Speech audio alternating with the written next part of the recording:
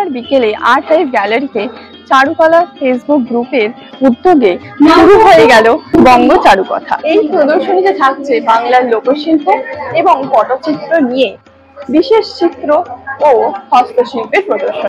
এখন আমাদের সঙ্গে রয়েছেন একজন শিল্পী, তার সঙ্গে এবার আমরা কথা বলে নেব। এখানে একটি মাটির তৈরি একটা মূর্তি দেখতে পাচ্ছি, তো এই সম্বন্ধে, এই চার্ট ফর্মটা সম্বন্ধে আপনাকে বলতে। আমার নাম তাপস দত্ত, আমি বীরভূম থেকে আসছি। বীরভূমের আমাদের এবং বাংলার পোড়া মাটি এবং মাটির পুতুল যে পুরনো একটা ট্র্যাডিশন, আর এখানকার যেহেতু টপিক যে বাংলার ঐতিহ্য যামিনী রায়কে কেন্দ্র করে বা বাংলার লোকশিল্পকে কেন্দ্র করে যে কাজ, তার জন্য আমি মাটির যে টেপা পুতুলের যে টেকনিক সেটাকে এখানে ব্যবহার করেছি। আর পুতুলের জন্য এখানে আমি গঙ্গা মাটি ব্যবহার করেছি।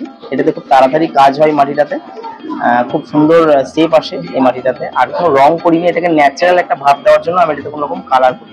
আচ্ছা, যামিনী রয়েছে কাজ বা শিল্প, সেটি এখনো কতটা তাৎপর্যপূর্ণ তার সম্বন্ধে বলুন।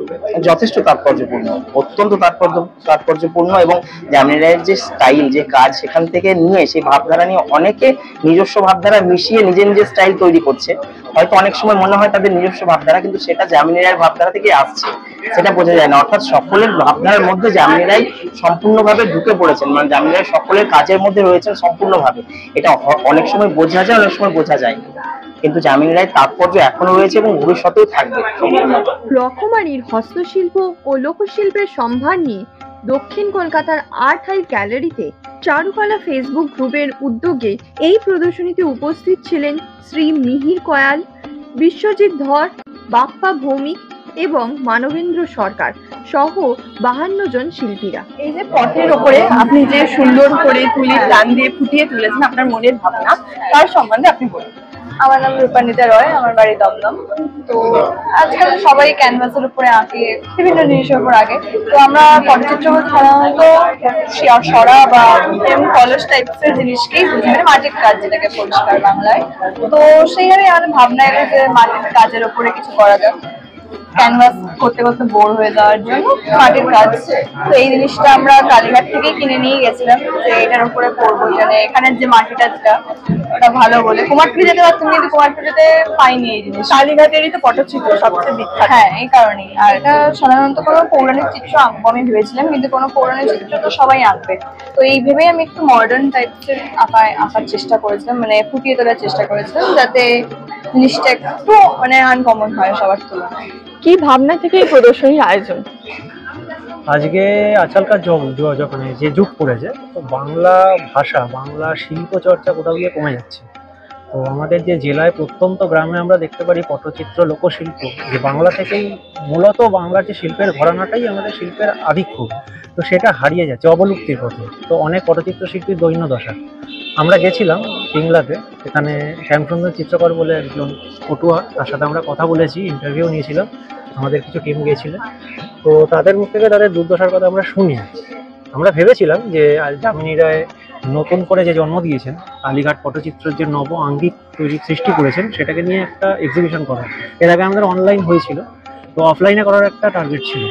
তো সেই ভাবনা থেকে আমরা করলাম, এবং আজকে 11ই এপ্রিল যামিনী রায়ের খুব সম্ভবত 137তম জন্মদিবস। তো সেটাকে কেন্দ্র করে ওনাকে একটা ট্রিবিউট দেওয়া। উদ্যোক্তারা জানালেন বৃহস্পতিবার থেকে এই প্রদর্শনী চলবে 1 বৈশাখ অবধি। এই প্রদর্শনীতে 52 জন শিল্পীদের শিল্পকর্ম তুলে ধরা হবে।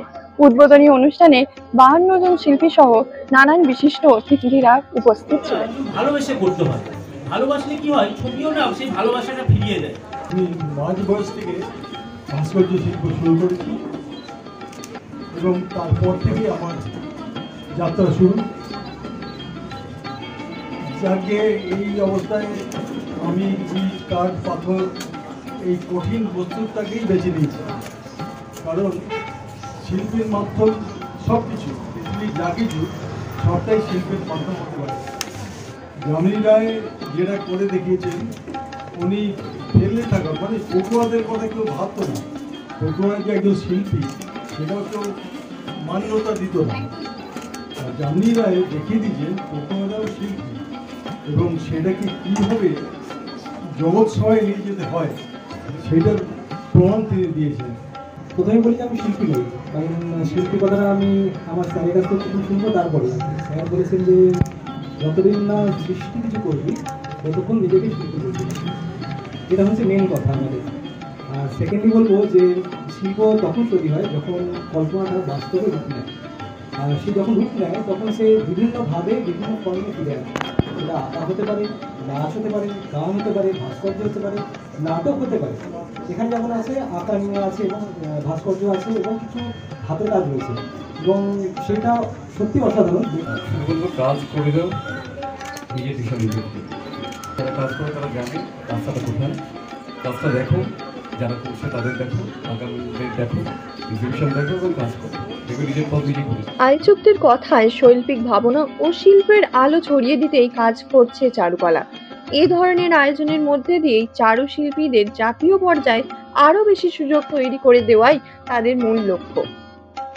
যারা ঘর সাজাতে ভালোবাসেন হাতের কাজ দিয়ে, তাদের একবার হলেও অন্তত আসতেই হবে এই প্রদর্শনীতে, কারণ এক ছাদের তলায় রয়েছে বাংলার যে নিজস্ব শিল্প যা সকলের নজর কাড়বে। তাই সকলকেই সাদর আমন্ত্রণ রইল। কলকাতা থেকে সৃজিতা শীল, দেশের সময়।